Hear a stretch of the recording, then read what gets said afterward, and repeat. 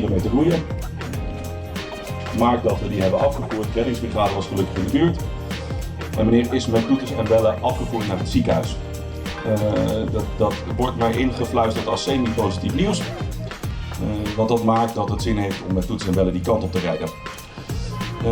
Ik zou het wel erg ongepast vinden als we vandaag dan nog een feestje maken van deze dag die mooi en feestelijk had moeten zijn.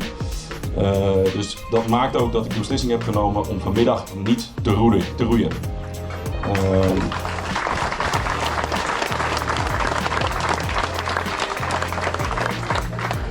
Ik wil vooral het betreffende team ook een hart onder de riem steken. Heb ik zojuist al gedaan en ik hoop dat dat ontvangen wordt. En ik hoop dat iedereen het respect zal hebben om de betreffende team ook voor te laten. Die zullen zo meteen eerst gaan uitkranen.